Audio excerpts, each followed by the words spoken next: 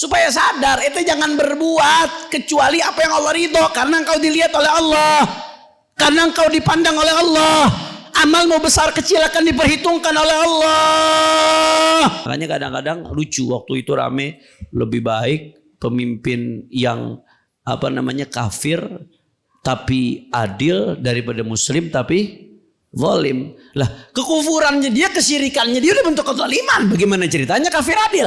Nengok ke atas sambil katakan Allah. Imam Ali bin Hasan al-Attas fi kitabih al-Atiyah al-Haniyah rahimahullahu ta'ala wa nafa'ana bihi fi ad-darain amin ila an qala ثم أتلو عليك ما تلاه الرحمن على لسان صديقه لقمان فيما أوصى به ابنه حيث يقول يا بني لا تشرك بالله إن الشرك لظلم عظيم يا بني إنها إن تق مثقال حبة من خردل فتكون في صخرة أو في السماوات أو في الأرض يأتي بها الله إن الله لطيف خبير يا بني أقم الصلاة وأمر بالمعروف وانهى عن المنكر واصبر على ما أصابك إن ذلك من عزم الأمور ولا تصعر خدك للناس ولا تمش في الأرض مرحا إن الله لا يحب كل مختال فخور واقصد في مشيك واغضض من صوتك إن أنكر الأصوات لصوت الحمير صدق الله العظيم.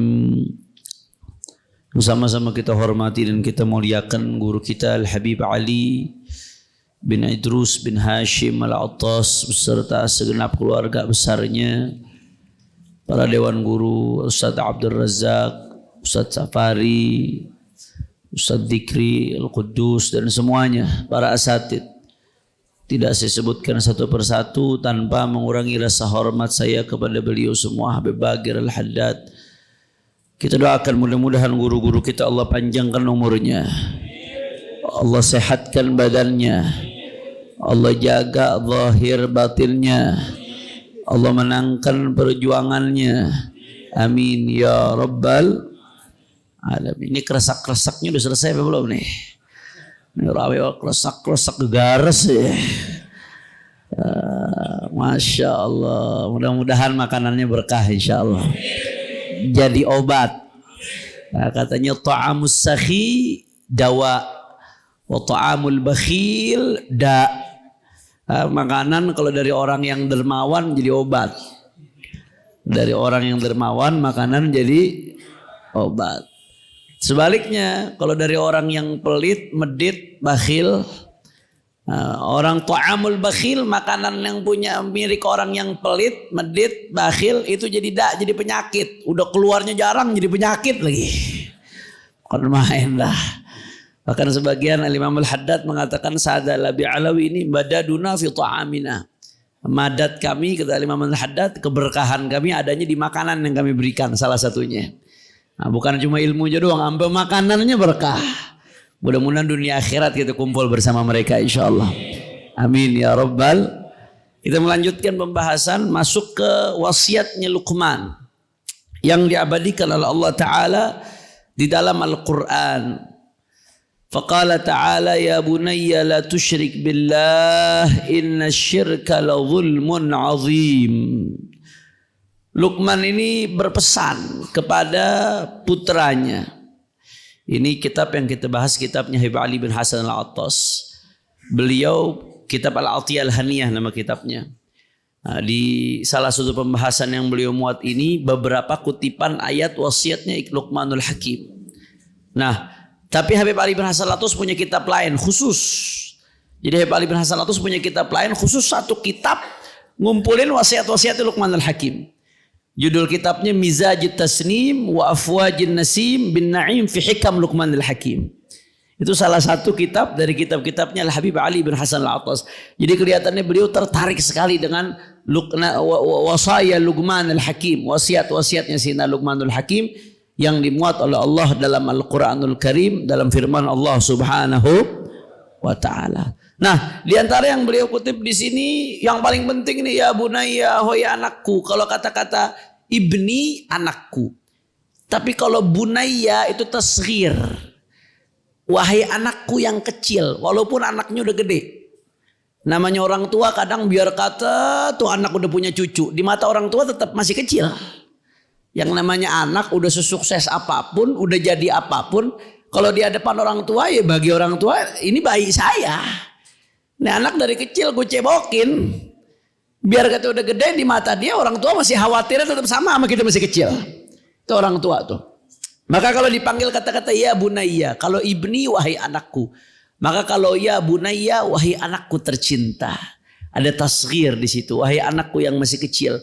Kadang-kadang salah satu tujuan kalimat tasghir itu dalam bahasa Arab untuk ada tujuannya diantaranya untuk panggilan sayang. Tasghir dari Hanif jadi Hunif misalkan. Dari Karim jadi Kureim. Itu kadang-kadang tujuannya untuk panggilan cinta. Kadang-kadang tasghir tujuannya untuk menunjukkan dirinya kecil. Seperti anak kelima Muhajir yang lagi rame-rame nih. Sayyidina Abdullah bin Ahmad bin Isa al-Muhajir. Namanya Abdullah. Cuman beliau karena tawadhu'an lillah, tawadhu'nya kepada Allah, namanya ditasghir jadi Ubaidillah. Abd artinya hamba. Ubaid hamba yang kecil. Maksudnya dia merasa dirinya kecil, bukan siapa-siapa. Itu karena tawadhu. Namanya dia juga. Abdullah Ubaidillah ya dia juga. Cuman karena tawadhu namanya jadi Ubaidillah. Jelas atau tidak?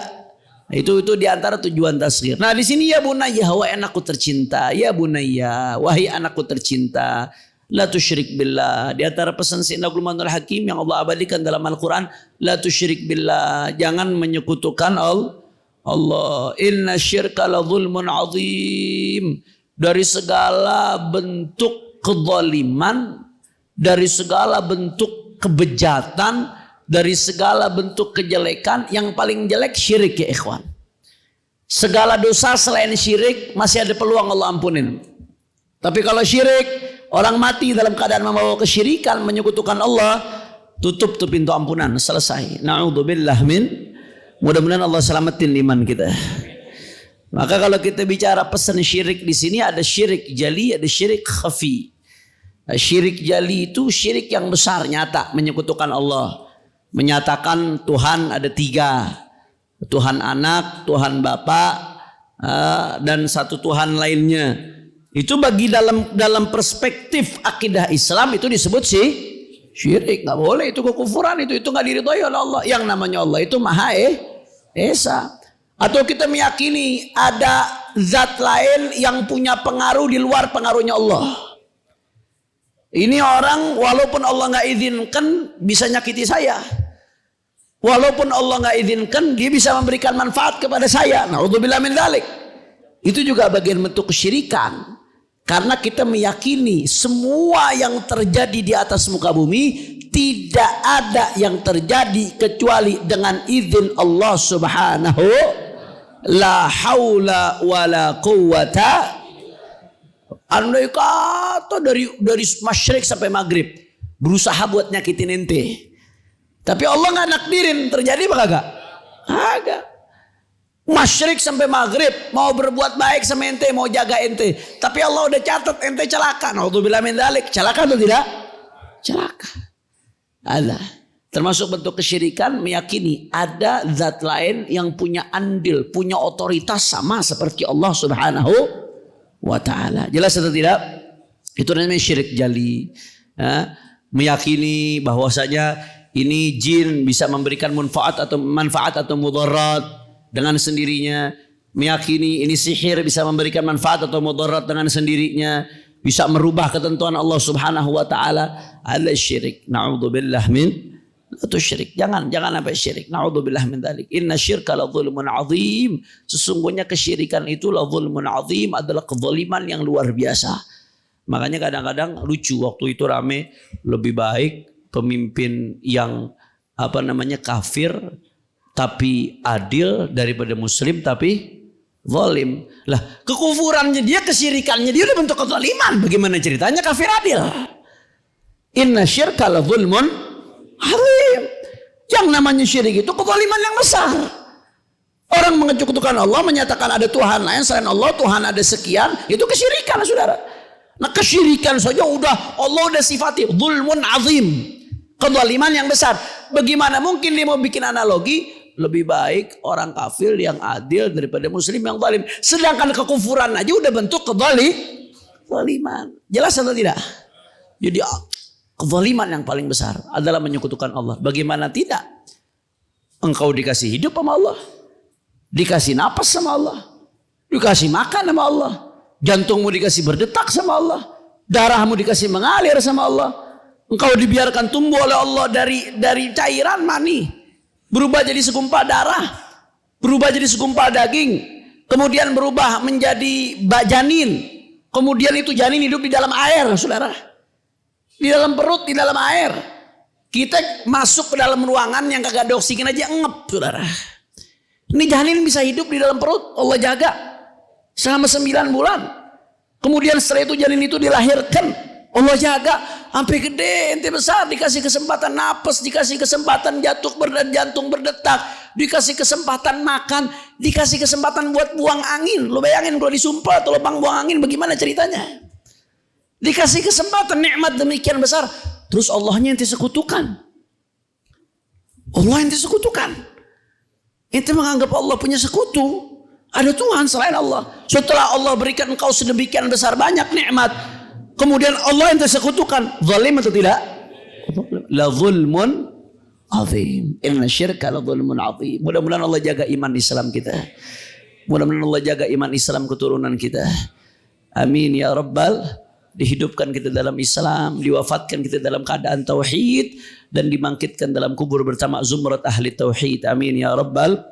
Makanya jangan bosan-bosan baca tuh dzikrul jalalahnya Habib Umar bin Abdurrahman Al-Attas yang ba'da asar sama ba'da subuh, diajarin tuh la ilaha illallah Muhammadur Rasulullah, la ilaha illallah Muhammadur Rasulullah, la ilaha illallah Muhammadur Rasulullah sallallahu alaihi wasallam, la ilaha illallah, la ilaha illallah 5 kali. Habis itu Allah Allah Allah Allah 25 kali. Habis itu la ilaha illallah Muhammadur Rasulullah lagi 3 kali. Itu luar biasa tuh. Itu kalau dibaca secara istiqamah, insya Allah iman Islam kita Allah jaga sampai husnul khatimah. Begitu juga Ratibul Haddad. Itu Ratibul Haddad, ya, salah satu manfaatnya itu dia. Salah satu manfaatnya, khasiatnya kata ulama disebutkan Ratibul Haddad itu buat jaga akidah kita. Jaga iman Islam kita supaya hidup dalam keadaan iman Islam, wafat dalam keadaan husnul khatimah, dibangkitkan nanti di yaumil qiyamah bersama ahli iman dan Islam. Amin ya rabbal. Jangan ditinggalin tuh, jangan ditinggalin begitu-begitu. Biar iman kita dijaga. Apalagi ini zaman serem. Ini akhir zaman yang dikatakan oleh Nabi sallallahu alaihi wasallam, badiru bil a'mal fitanan ka qita'il lailil muzlim, kata Rasulullah. Segeralah beramal sebelum kalian bertemu fitnah. Kalau fitnah itu udah datang ka qita'il lailil muzlim, seperti potongan-potongan kegelapan di malam hari. Bagaimana potongan kegelapan di malam hari? Orang udah enggak bisa ngelihat. Nggak bisa bedain mana benar, mana salah, mana hak, mana batin, mana iman, mana kufur. Orang dibikin bingung, semuanya campur aduk ke ikhwan kalau fitnah udah datang. Maka badiru bil a'mal, segera beramal. Kalau udah fitnah datang, orang semuanya campur aduk, gelap, nggak bisa ngelihat. Yusbihur rajulu mu'minan, paginya masih mukmin, wa yumsi kafiran, sorenya udah kafir. Yumsi mu'minan wa yusbih kafiran, sorenya mukmin, paginya kafir ya ikhwan. Na'udzubillah min dzalik. Mudah-mudahan Allah selamatkan iman kita ya Rabb sampai husnul khatimah. Apa artinya harta yang kita punya kalau meninggal tanpa bawa iman? Apa artinya? Mau ente punya dunia dan sisinya kata Imam Al-Haddad tapi meninggal gak bawa iman, wallah nggak ada artinya. Tapi kalau ente nggak punya apa-apa di dunia, hidup sederhana tapi meninggal bawa iman, Allah ente udah punya segala-galanya. Adzal iman aghla syai, iman yang paling mahal di atas segala-galanya. Ya Arhamar Rahimin, ya Latif. Kemudian di sini beliau melanjutkan, ya bunayya, wahai anakku tercinta, innaha in takum mithqala habatin min khardal fatakum fi sakhratin aw fis samawati aw fil ard yati biha Allah innallaha latifun khabir. Kata Luqmanul Hakim di antara pesan beliau kepada wahai anakku, andai kata ada satu hal, ya ada satu amalan yang gedenya segede biji sawi, gedenya segede habbah min khardal, segede biji sawi, itu adanya fi sakhrah, adanya di batu yang besar, taruhlah di tengah malam, sesuatu segede biji sawi di batu besar warna hitam, taruhlah di tengah malam, kelihatan apa kagak? Nggak kelihatan. Tapi ini andai kata kau beramal, amalan segede biji sawi di batu yang besar, ada di tengah-tengah batu, atau ada di tengah-tengah antara langit-langit, atau ada di dalam bumi amalan tersebut, ya'ti bihallah, Allah bakal balas, Allah bakal melihat, Allah bakal balas, Allah maha tahu, innallaha latifun khabir, Allah tuh maha tahu apa yang kalian lakukan. La ilaha illallah. Kalau yang baik balasannya baik, in khairan fa khairun wa in syarran fa syarrun. Baik balasannya baik, yang buruk balasannya wa man ya'mal mithqala dzarratin khairai yarah wa man ya'mal mithqala dzarratin syarrai yarah. Siapa yang beramal walaupun segede biji sawi, segede biji atom, baik Allah balas, Allah lihat, Allah balas. Walaupun manusia semuanya nggak tahu, walaupun perbuatan baik itu nggak dihargai oleh orang, tapi Allah lihat. Tapi sebaliknya, kamu berbuat buruk, nggak ada manusia yang tahu sekalipun. Hati-hati, Allah tahu ya ikhwan, Allah tahu. Makanya saya teringat satu hikmah. La ilaha illallah. Ada ulama, kalau tidak salah Hatim al-Asam, seingat saya Hatim al-Asam, atau pokoknya salah satu ulama sufi zaman dulu, didatangi oleh muridnya. Muridnya ngeluh, wahai syekh, saya ini suka maksiat. Bagaimana caranya supaya saya nggak maksiat lagi wahai syekh? Saya minta caranya supaya nggak maksiat lagi. Minta supaya nggak maksiat. Jawaban syekhnya sebaliknya. Ana pengen kasih ente cara supaya ente bebas maksiat. Waduh. Mintanya supaya nggak maksiat. Dikasih cara sebaliknya. Ana mau kasih ente cara supaya ente bebas mau maksiat. Ente mau ngapain aja bebas. Maksiat sepuas ente. Bagaimana tuh syekh caranya? Yang pertama kata syekh, pokoknya satu aja ente bisa lakuin dari 5 cara nih. Satu aja ente bisa lakuin, ente bebas maksiat sepuasnya. Yang pertama, silahkan engkau maksiat. Silahkan engkau maksiat sepuasnya dengan catatan, kalau engkau enggak lagi makan dari rezekinya Allah. Ente bisa lepas dari rezekinya Allah, silahkan ente maksiat sepuasnya. Ada di antara kita yang bisa. Rezeki bukan urusan makan aja. Ini ente duduk di sini rezeki nih. Ente bisa ngelangkah rezeki, tangan ente bisa bergerak rezeki, mata ente bisa ngelihat saya nih rezeki. Jantung anda berdetak sekarang ini rezeki. Hati anda bisa tenang duduk di sini ini rezeki. Ada yang bisa lepas dari rezeki Allah? Kata istri, ya nggak bisa Syekh. Siapa yang bisa lepas dari rezeki Allah? Ya kalau nggak bisa, ente masih makan rezeki Allah, mau maksiat sama Allah. Tahu diri dong. Makan rezekinya Allah, tapi mau ngelanggar aturan Allah, tahu diri dong. La ilaha illallah. Ya udah Syekh, syarat berikutnya apa? Udah syarat pertama saya gagal, nggak bisa. Syarat yang kedua apa? Ya udah syarat yang kedua, silahkan engkau makan dari rezeki Allah nggak apa-apa. Ente tapi tetap bisa maksiat nggak apa-apa. Dengan syarat, apa syaratnya? Engkau maksiatnya bukan di atas bumi Allah dan bukan di bawah langitnya Allah. Ada yang bisa? Sampai gigi bejigong semuanya nggak bakal ketemu tuh tempat, saudara. Di mana yang bukan buminya Allah? Di mana yang nggak di kolong langit Allah? Nggak bisa Syekh, itu syarat nggak mungkin saya penuhin. Ya kalau ente masih tinggal di buminya Allah, di kolong langitnya Allah, tahu diri dong. Masa ngelanggar aturan Allah? Ente kerja di satu kantor aja mesti nurut sama aturan kantor. Ente tinggal di satu negara aja mesti nurut sama undang-undang tuh negara. Kalau nggak nurut dihukum ente, bermasalah ente. Terus ente tinggal di atas buminya Allah, di kolong langitnya Allah, nggak mau nurut sama aturan Allah, nggak tahu diri ente.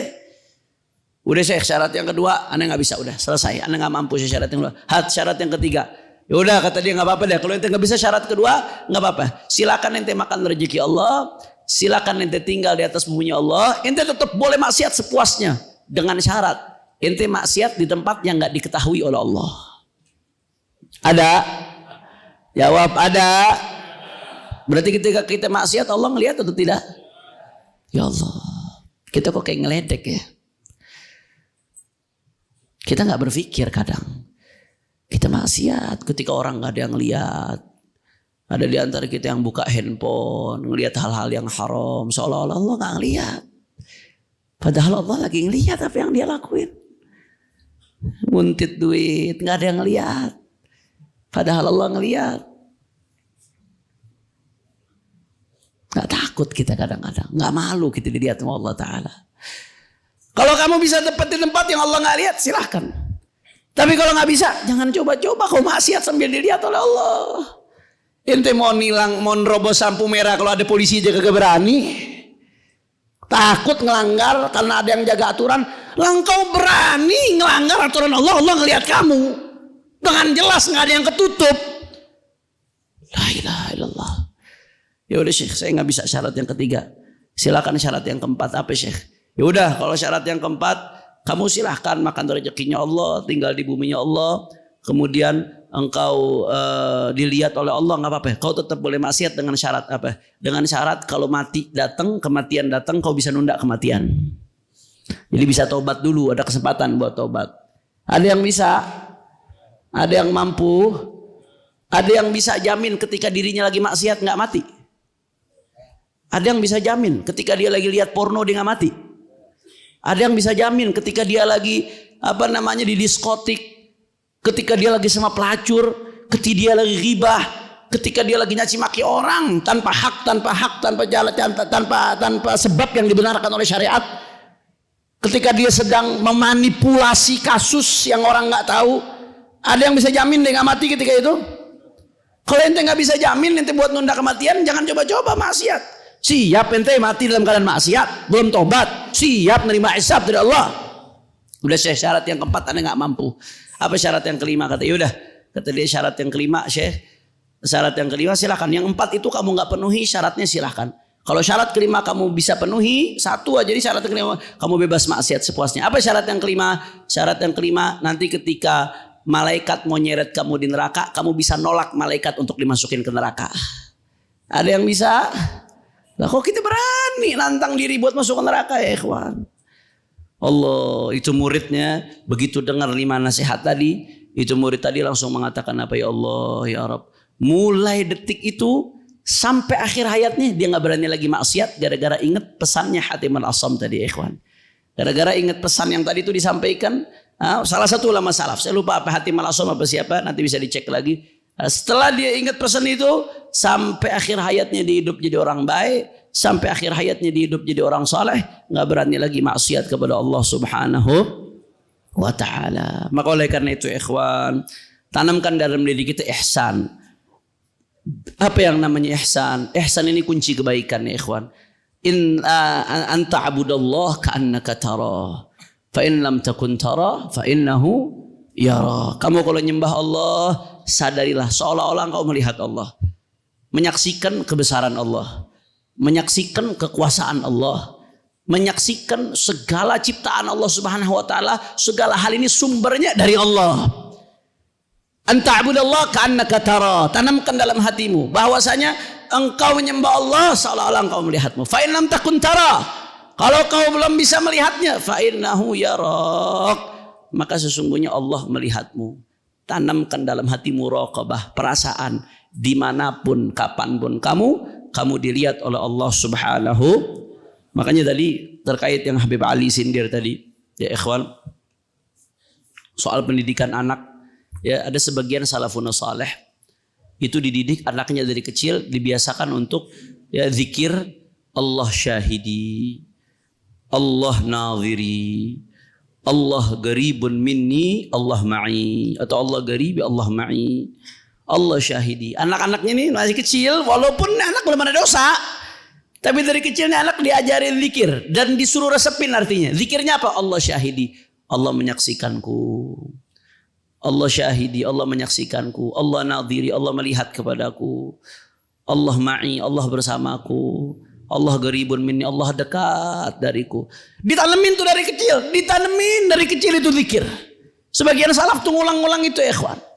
Sebagian salaf ditanemin dari kecil zikir itu. Kenapa? Supaya sadar itu jangan berbuat kecuali apa yang Allah ridho. Karena engkau dilihat oleh Allah. Karena engkau dipandang oleh Allah. Amalmu besar kecil akan diperhitungkan oleh Allah. La ilaha illallah.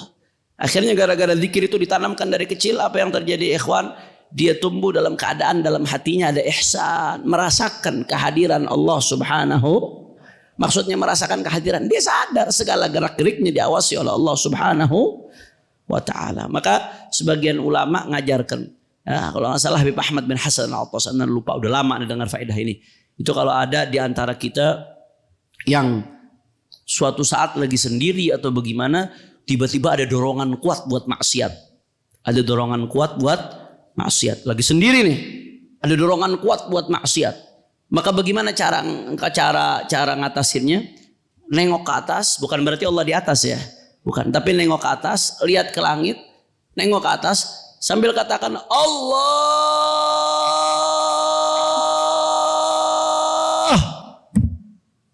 Sampai napasnya habis.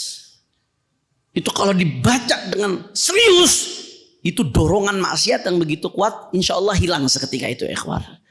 Karena menyadari dirinya diawasi oleh Allah. Tapi kalau diturutin begitu aja hawa nafsu, ya apa bedanya kita sama binatang? Binatang itu apa yang dia lakuin sesuai nafsunya dia. Manusia Allah kasih akal untuk melawan hawa nafsu. Yang membedakan kita dengan binatang akal. Kalau kita nurutin semua hawa nafsu, semua yang kita kepengen kita turutin, nggak dilawan. Semua yang kita kepengen, baik buruk diturutin pokoknya. Apa bedanya dengan binatang? Yang membedakan kita dengan binatang ketika kita melawan hawa nafsu. Begitu kita nurutin hawa nafsu, tunduk dengan hawa nafsu, udah di situ kita kena. Nggak ada bedanya dengan binatang. Na'udzubillah min dzalik. Kira-kira sampai sini jelas atau tidak? Faham? Awan nafsu katifli in tuhmilhu syabba ala hubbir radha'i wa in taftimhu yanfatimi. Kata Imam Al-Busiri, nafsu itu seperti anak kecil. Anak kecil yang nyusu. Anak kecil kalau udah nyusu umur 2 tahun mesti disapih. Tapi begitu disapih nangis dia, berontak. Nangis awal disapih. Wah, gerung-gerung. Nggak mau tahu, pokoknya mau nyusu. Mau nyusu sama ibunya nggak mau tahu. Kalau didiemin, diturutin, sampai gede nyusu terus tuh. Sampai gede masih nyusu sama ibunya. Tapi kalau dilawanin 1, 2, 3 hari, 4 hari nangis, 2-3 minggu paling lama mentok, habis itu selesai. Nafsu tuh begitu. Kata Imam Busiri, hawa nafsu tuh seperti anak bayi. Kalau diturutin, ya begini ngulur terus sudah. Ente tenggelam dalam hina dinanya hawa nafsu kalau diturutin terus. Ngalir aja tenggelam. Habib susah, Habib saya ninggalin Habib. Ya memang susah, namanya juga ngelawan hawa nafsu. Namanya juga jalan mau ke surga, susah. Nggak enak emang, namanya juga ngelawan hawa nafsu. Ya tapi seperti itu kayak anak bayi. Awalnya sakit, tapi lama-lama begitu dipaksa untuk lepas, insya Allah kita bisa ninggalkan dan merasakan nikmatnya ibadah kepada Allah Subhanahu. Nah, ini saja yang saya sampaikan pada kesempatan kali ini, karena udah mau maghrib. Ya, mudah-mudahan yang sedikit ini bisa bermanfaat. Mohon maaf kalau ada salah-salah kata. Mohon maaf kalau ada yang kurang berkenan. Hadanillah wa iyyakum ila siratil mustaqim. Terakhir saya minta doa, minta barokah Fatihah. Ya, istri saya lagi mau nunggu lahiran nih, lagi tinggal nunggu mulesnya doang. Doain biar Allah kasih lancar insyaallah. Ini anak yang ketiga. Doain biar Allah kasih lancar, sehat walafiat ibu dan bayinya, dimudahkan proses persalinannya, dijadikan anaknya anak salehah, dan mudah-mudahan semua anak-anak kita jadi anak-anak salehah. Yang belum punya keturunan Allah kasih keturunan segera insyaallah. Yang belum nikah Allah kasih jodoh yang baik insyaallah. Semua hajat-hajat kita dikabul oleh Allah. Ala hadhil niyya wa likulli niyya salihah bisirril Fatihah. A'udzu billahi minasyaitonir rajim. Bismillahirrahmanirrahim. Alhamdulillah rabbil alamin arrahmanir rahim maliki yaumiddin. Iyyaka na'budu wa iyyaka nasta'in ihdinas siratal mustaqim. Siratal ladzina an'amta 'alaihim ghairil maghdubi 'alaihim waladdallin. Amin. Nah, mari sama-sama kita tutup pertemuan kita tadi. Alhamdulillah untayan hikmah ilmu yang disampaikan.